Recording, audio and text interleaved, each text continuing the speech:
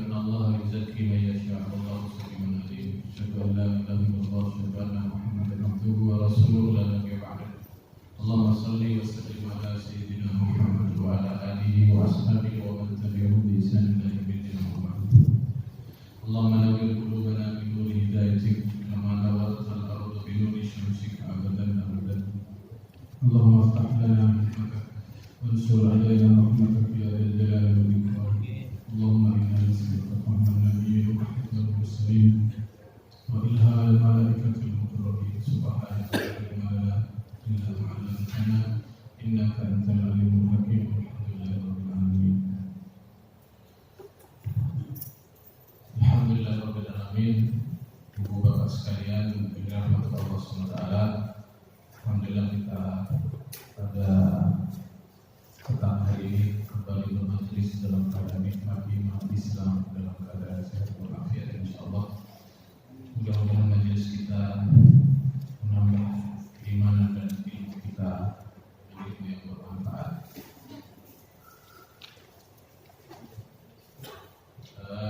Sebelum kita melanjutkan kajian tazkiyatul nufus ini, ada baiknya kita bersama-sama bertawassul bil haq, bertawassul bis sabr, saling memberi nasihat dalam kebenaran dan kesabaran terkait. Kita sudah mendengar ya bahwa Indonesia sudah tidak lagi negatif virus COVID-19, sudah masuk, dan wajar secara manusia kita panik. Kita baca di berita di Jakarta kepanikan luar biasa, hipermak 1000 orang belanja menumpuk ya, yang menyebabkan justru ekonomi menjadi terganggu. Ada yang beli masker banyak sekali padahal tidak butuh sebanyak itu. Bagaimana kita sebagai seorang mukmin, Bapak Ibu sekalian? Prinsip seorang mukmin itu sebenarnya prioritas utama bukan menghindari musibah. Prioritas utama bagi mukmin itu adalah mengambil hikmah dari musibah. Ma asabaka min hasanatin famin Allah wa ma asabaka min sayyi'atin famin nafsik wa ma asabaka fil ardi wala fi anfusikum illa fi kitabim min qabli an nabra'aha. Kita berangkat dari ayat ini, surah Al-Hadid. Segala sesuatu yang asaba, yang menjadi musibah, menimpa di muka bumi ini, wala fi anfusikum, dan juga yang menimpa pada diri kalian, illa fi kitabim min qabli an nabra'aha, kecuali semua itu sudah tertulis dalam kitab sebelum segala sesuatunya ini diciptakan. Ini konsep keyakinan yang harus kita pegang. Jadi di Indonesia ini ada orang santai, ada 3. Santai karena tidak ngerti, dan ini tidak bernilai apa-apa. Tidak ngerti, bukan karena sabar, tidak ada pahala orang kayak begini. Bukan ngerti mau diapakan, tidak pernah baca berita, tidak pernah apa, santai, ya tidak ada pahala orang ini. Yang kedua, yang mungkin santai karena politis, karena di Indonesia ini satu-satunya sampai urusan corona dibawa ke urusan politis. Yang ketiga, santai karena iman. Kita ini harus ada dalam kondisi yang seperti ini. Keyakinan jelas apa? Illa fi kitabim min qabli an nabra'aha, kecuali sudah ditulis dalam kitab Lauhul Mahfuz yang itu sudah ada sebelum alam semesta diciptakan. Jangankan sebelum ada corona, sebelum bumi ada, sebelum kita ada sudah ada catatannya. Kenapa Allah atau membocorkan berita ini? Kan itu yang harus kita ambil hikmah. Kenapa Allah Ta'ala membocorkan berita bahwa takdir atau musibah dalam hidup ini, segala sesuatu yang akan terjadi pada hidup ini sudah ditulis kan pasti bukan hal yang sia-sia. Nah, Allah sampaikan di lanjutan ayatnya, likai la ta'saw ala ma fatakum wa la tafrahu bima atakum, supaya kamu itu tidak bersedih terhadap sesuatu yang luput darimu dan kamu tidak terlalu berbangga terhadap sesuatu yang kamu peroleh. Ini konteksnya adalah sesuatu itu kenikmatan ya. Jadi kalau lari kita sedih, kalau kita dapat kita senang. Tapi konteks kalau corona itu kembali ayat ini ya, supaya kita ini tidak senang, kita tidak senang dan tidak susah ketika kena, begitu konteksnya. Musibah Bapak Ibu sekalian. Suatu ketika Rasulullah SAW ya, obliknya di rumah beliau mati. Lampu obliknya mati. Lalu kemudian Nabi SAW beristirja, inna lillahi wa inna ilaihi raji'un. Kemudian Ibunda Aisyah bertanya kepada Rasulullah, ayah adalah musibah ya Rasulullah, apakah ini sebuah musibah yang menyebabkan engkau sampai harus beristirja? Beristirja ini kan waktu kalau ada musibah. Kadang saya itu agak suka Pak. Kadang zaman hari ini orang istirja itu hanya untuk orang meninggal dunia. Innalillahi wa inna ilaihi raji'un. Bahkan bisa disalahpahami kalau misalkan ada teman kita ngabarin, Mas minta doanya ya, ibu saya sakit. Terus kita jawab innalillahi wa inna ilaihi raji'un. Bisa tersinggung orang itu belum. Saya baru Mas baru mati ibuku. Nah, padahal memangnya harusnya begitu. Akhirnya kadang kita ini karena istirja identik dengan orang meninggal, jadi kalau ada orang sakit di istirja itu kayak tukang dan mati. Padahal enggak. Jadi ya, Nabi lampu mati atau obletnya mati beristirja di dalam. Nah, Ibunda Aisyah, ya Sayyidatina Aisyah heran. Apa yang musibah ya Rasul, kan cuma lampu mati. Inna ma hadza misbah, kata Aisyah, ini kan cuma oblet dan tidak efek, kata Nabi. Lalu Nabi bersabda, kullu asarul mu'min hiya musibah. Segala sesuatu yang asarul, yang menyakiti atau yang tidak nyaman bagi seorang mukmin, itu adalah musibah. Jadi konsep musibah itu yang tak nyaman. Pokok sampai tidak nyaman itu adalah musibah. Bahkan tertusuk duri, belum menikah,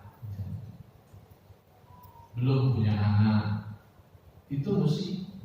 Nah, selanjutnya musibah ini apakah bagian dari ujian yang mengangkat derajat seorang hamba, atau kemudian justru menjadi fitnah? Nah, ini konteks lain. Tapi kata Nabi, segala sesuatu yang menimpa, menyakiti seorang mukmin baik secara psikis maupun secara fisik, itu adalah musibah. Ini seperti yang difirmankan oleh Allah SWT dalam surah Al-Baqarah ayat 154. Wa lanabluwannakum bisyai'in minal khawfi wal ju'i wa nafsin minal amwal wal anfusi was samarat wa basyiris sabirin.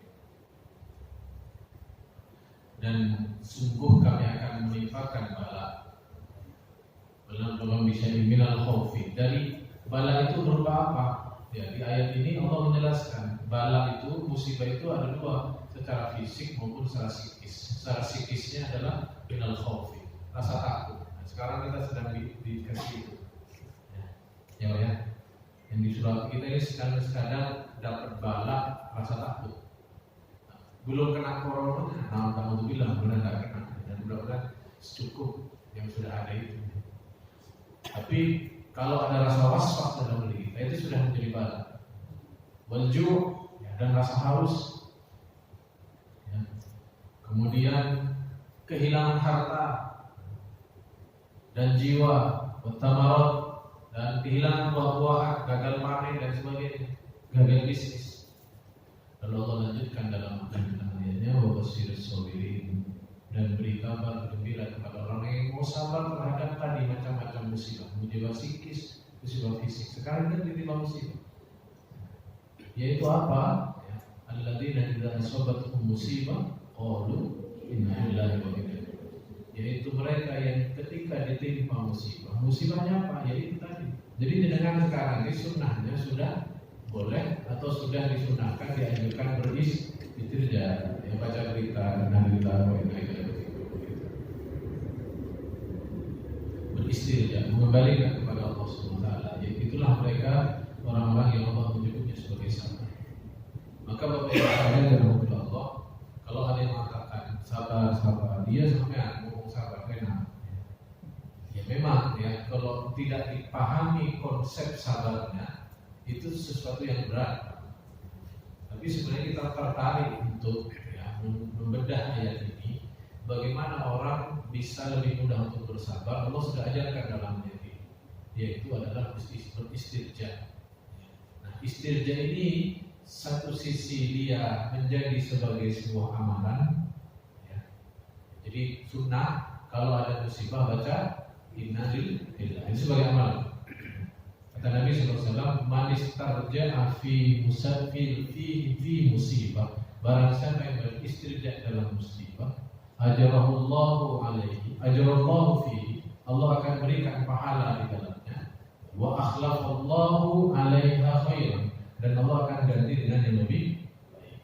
Jadi barang siapa yang mengucap istirja inna lillahi wa inna ilaihi raji'un, maka Allah akan berikan pahala kepadanya dan Allah ganti yang lebih baik. Mudah-mudahan ya kita beristirja dengan kejadian corona ini, balasan Allah lebih baiknya adalah berupa kita dijauhkan dari dunia. Nah, ini sebagai amalan. Yang kedua adalah sebagai dari makna hakikinya. Ya. Kalau makna kinayahnya atau makna permisalan harus kita pahami makna istirja ini. Konsep sabar itu ada dalam istirja ini. Apa? Konsep sabar poinnya kalau dia pilih istirja supaya seseorang bisa sabar. Kalau menerima musibah itu adalah satu, kalau menurut firman Allah SWT ini, menghilangkan rasa memiliki. Ayatnya kan inna lillahi wa inna ilaihi raji'un. Sesungguhnya segala sesuatu itu adalah milik Allah. Kata Allah SWT, wa basyiris sholihin, beri kabar gembira kepada orang yang sabar. Siapa mereka? Orang yang konsep dalam hidupnya itu adalah melihat segala sesuatu itu bukan miliknya dan hanya milik Allah SWT. Itulah orang yang bisa sabar, kata Allah SWT. Ya benar juga logikanya, kalau orang merasa kita ini tidak bisa sabar kan karena merasa milik kita, kan ya? Dengan punya burung, berkutut misalnya, suka, terus mati. Dengan itu susah dan bisa sabar karena merasa burung itu milik. Uang hilang, itu kita tidak bisa sabar karena klaim kita adalah uang itu milik kita. Seandainya kita punya keyakinan itu adalah milik Allah, maka tidak ada. Saya masih ingat yang sering logika bagus itu adalah yang disampaikan Hakim bahwa logika tukang parkir. Tukang parkir itu banyak mobil yang ada Pajero, ada ini. Tapi kalau pergi tidak sedih dia, Pak. Coba ada enggak tukang parkir yang kalau mobil Pajero di parkirannya itu pergi, itu kemudian sedih? Tidak ada. Kenapa? Karena merasa bukan ikut memiliki, dia ikut punya. Jadi mindset tukang parkir itu kita inna lillahi, segalanya milik Allah, wa inna ilaihi raji'un, dan pasti kembali kepada Allah SWT. Kalimat istirja ini ada kisahnya, Pak. Ummu Salamah, istri Nabi SAW. Sebelum itu beliau punya suami namanya Abu Talha. Jadi suatu ketika Ummu Salamah ini menikah dengan Abu Talha, terus kemudian punya anak bayi, anak pertama, lucu-lucunya. Terus Abu Talha pergi berjihad. Oleh karena sesuatu hal, kemudian si bayi ini meninggal dunia. Suaminya tidak tahu perjalanan. Maka beliau kemudian ya sedih, kemudian sudah dimandikan, kemudian dikafani, ditaruh di kamar. Ketika suaminya datang, maka mohon maaf, bukan beliau. Jadi ketika suaminya datang, beliau ini mengatakan, Mas, kalau ada orang yang meminjami sesuatu, lalu kemudian itu diambil, menurut sampean harus kita serahkan apa? Dia serahkan namanya nggak ikut punya. Saya mau bilang ini dengan bahwa anak kita yang dititipi oleh Allah diambil oleh pemiliknya. Suaminya ini marah, sedikit marah karena apa? Karena sebelum itu si istri masih sempat ngajak melayani suaminya, sebagaimana hubungan suami istri. Marah, terus sedih melapor kepada Rasulullah SAW. Lalu kemudian Nabi menyebut maka anak itu akan diganti oleh Rasulullah. Maka anak itu, ya, kemudian dari situ lahirlah anak-anak yang mereka semua adalah menghafal Al-Quran. Itu Ummu Sulaim. Ummu Sulaim, maaf. Yang Ummu Salamah itu adalah suaminya meninggal dunia, lalu Nabi menyuruh beristirja. Innalillahi wa inna ilaihi raji'un. Lalu kemudian Nabi bersabda, kalau kamu mengucap itu, kamu akan diganti dengan yang lebih baik. Maka kemudian si beliau ini mengucap itu, Ummu Salamah ini sambil agak ragu, adakah yang lebih baik daripada suami saya? Suami saya itu suami terbaik bagi saya. Tidak ada. Nah, ternyata ya, si perempuan ini, Ummu Salamah ini yang akhirnya jadi istri Rasulullah, dinikahi atau dilamar oleh Rasulullah SAW, dan betul diganti yang lebih baik. Nah, itu hadis Nabi SAW. Manis tarjana fi musibah, barang indah musibah, barang siapa yang beristirja saat dia menerima musibah. Musibah apa saja Pak? Kalau jangan lagi risau, sama itu sudah musibah. Minal khauf, dari yang ada rasa takut, jangan baca inna lillahi wa inna ilaihi raji'un, maka Allah akan ganti dengan yang lebih. Nah, bagaimana kita ini dalam hal menyikapi ujian ketakutan soal corona ini, Bapak Ibu sekalian? Harusnya orang mukmin itu begini ya, mindset orang mukmin. Kalau lagi senang-senang, itu idealnya ya, meskipun ini agak susah. Lagi senang, orang lalai, itu kita harus nikmati. Takut dengan kematian. Tapi kalau sudah ancaman luar biasa, harus kebalik. Saat orang yang tidak punya iman itu panik, maka kita harus sebaliknya menunjukkan keimanan kita. Dalam niat apa? Bukan sok-sokan, mengagungkan Allah SWT. Kita menunjukkan tenang, ya, menunjukkan tidak panik, itu untuk mengagungkan tentang tauhid kepada Allah Subhanahu wa Ta'ala. Ojo sampai jenengan yang ahli ke masjid, saya yang jadi ustaz, terus kemudian pergolong itu. Saya ngomong sih gak suka spiro gue iman, mereka ngomong ikut masjid malah ini tangga beliau pucat pergolong. Harus kita tunjukkan dalam rangka apa? Bukan mau menyombongkan diri, bukan mau berbangga, tapi sebagai wujud ya kita mengagungkan asma Allah Subhanahu wa Ta'ala, mengagungkan firman Allah Subhanahu wa Ta'ala yang Allah mengatakan bahwa semua sudah diatur. Setiap pada sholat kan kita sudah baca la mani anima a'taita wala mutiya lima. Tidak akan menimpa sesuatu yang akan dihalangi oleh Allah, dan tidak akan terhalang sesuatu yang pasti Allah tulis akan menimpa diri kita. Nah, adapun kita berikhtiar, adapun kita dalam berikhtiar ya, jaga kesehatan dan sebagainya, supaya menjadi amal soleh, ya, supaya bernilai pahala itu tadi. Ya. Niatnya adalah satu, ada motif kesabaran di sana, yaitu apa? Keyakinan bahwa segala sesuatu ya akan kembali kepada Allah, segala sesuatu adalah milik Allah.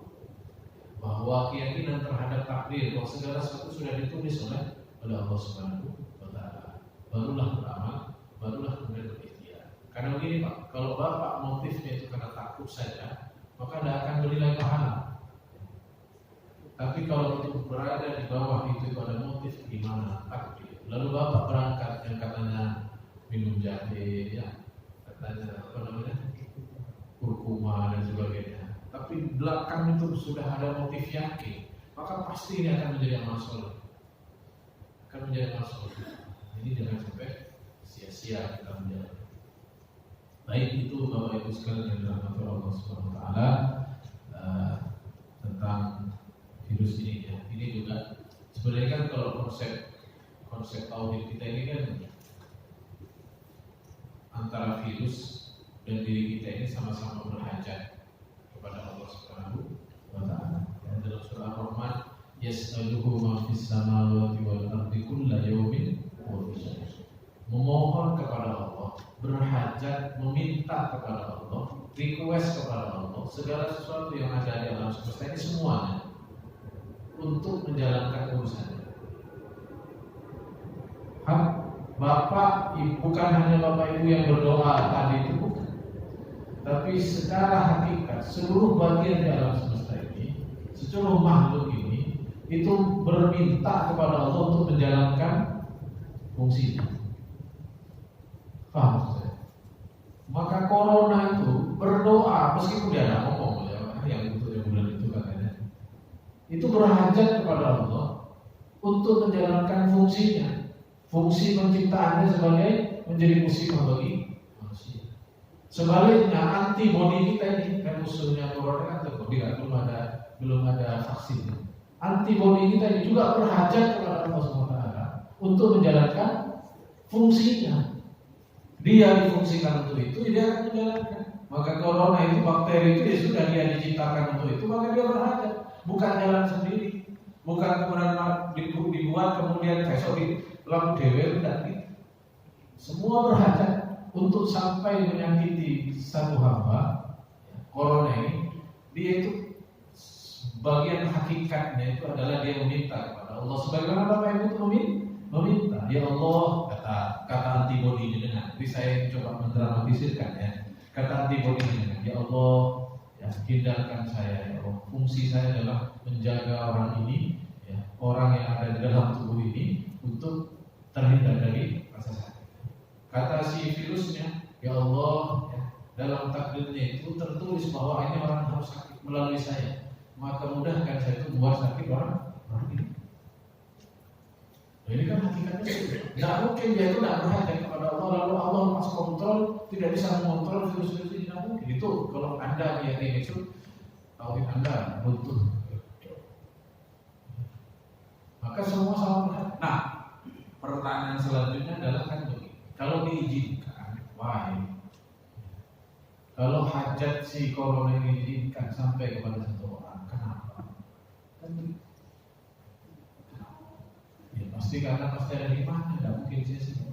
Kalau bagi kepada orang yang beriman, Allah ingin meningkatkan pahala mereka. Bagi orang kafir ya, Allah ingin menegakkan hukuman. Itu pakai. Jadi semua itu butuh kepada Allah SWT. Baik, kita akan melanjutkan pembahasan. Saya menjelaskan sedikit supaya saling menasehati Pak.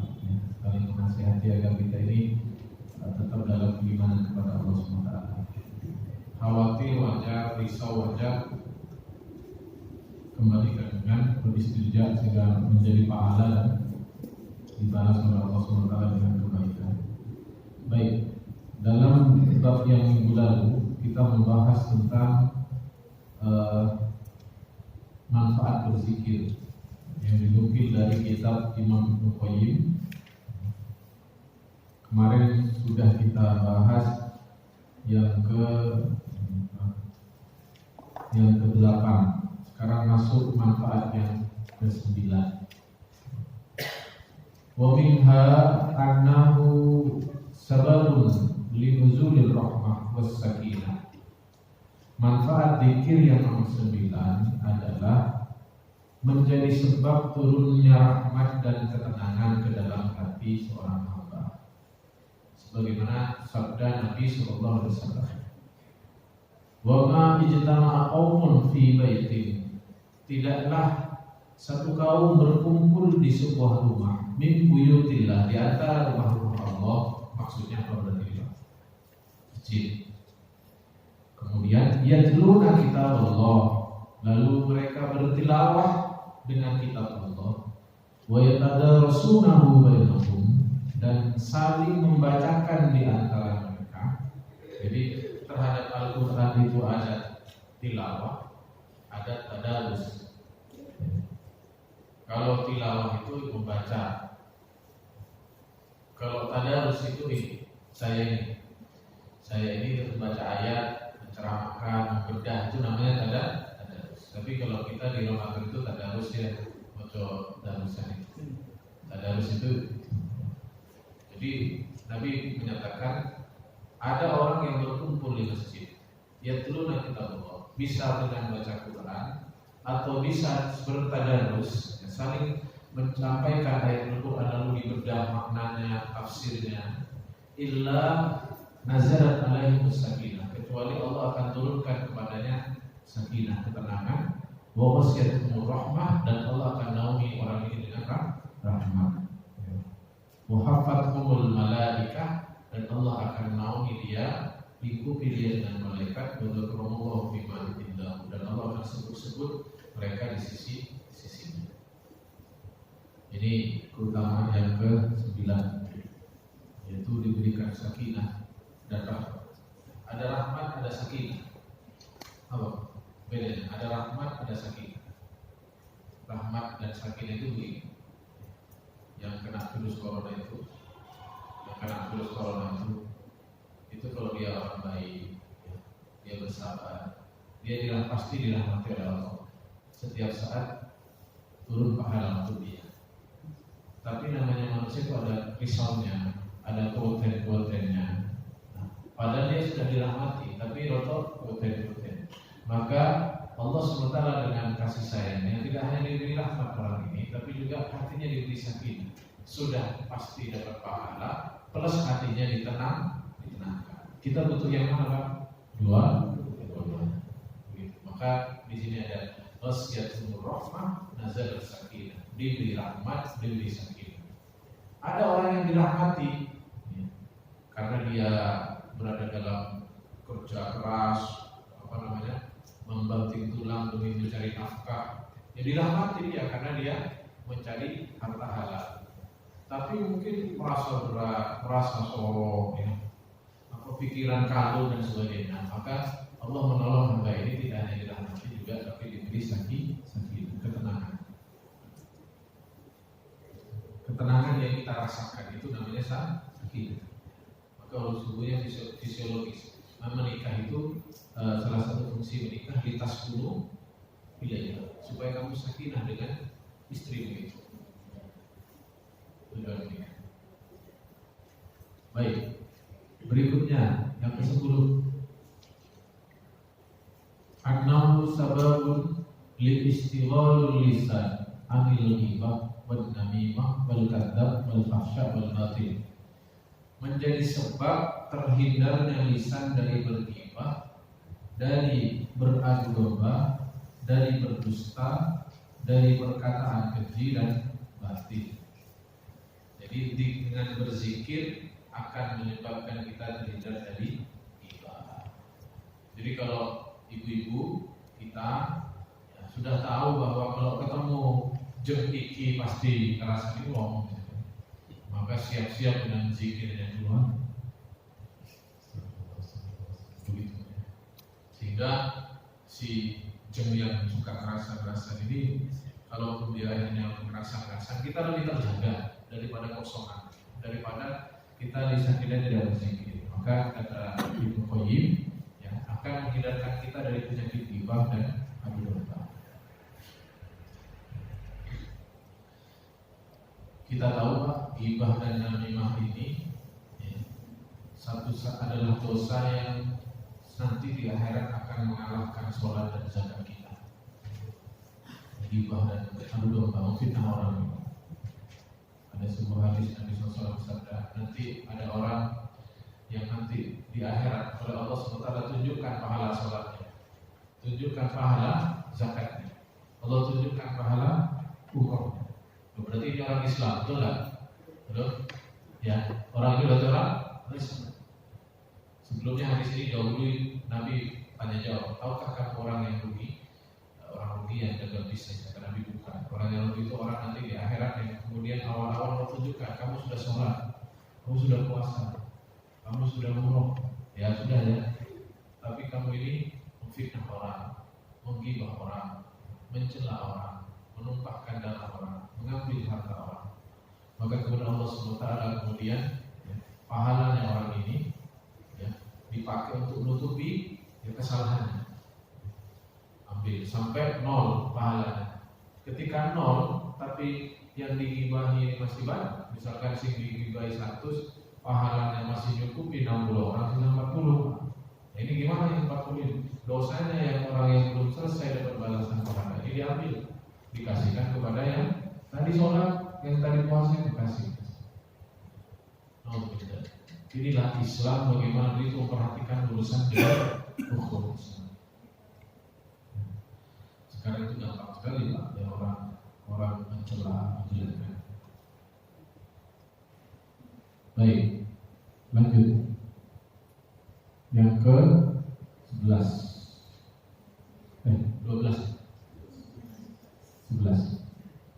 Annahu rasul jannah kama hadis Jabir anna Nabi sallallahu alaihi wasallam maqala subhanallahi al-azim wa bihamdihi urasat lahu nakhlatun fil jannah, yaitu akan dibangunkan satu pohon di surga. Sekali dikit akan dibangunkan sesuatu di surga, sebagaimana hadis dari Jabir bahwa Nabi bersabda, barang siapa yang membaca subhanallahil azim wa bihamdihi. Coba bisa Pak? Menyampaikan begitu langsung urasat lahu nakhlatun fil jannah, maka akan ditanamkan satu pohon untuknya di surga.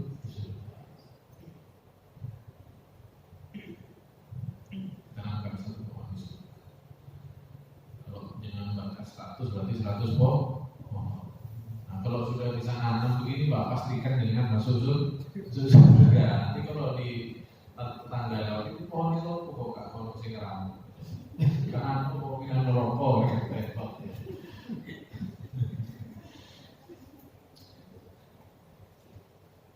Kalau amalan dapat rumah di surga apa? Ada 2 yang saya tahu ya. Bangun masjid, itu sedekah di masjid.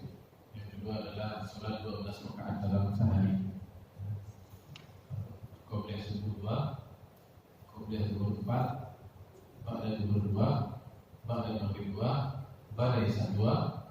Maka Nabi bersabda akan dibangunkan rumah di surga.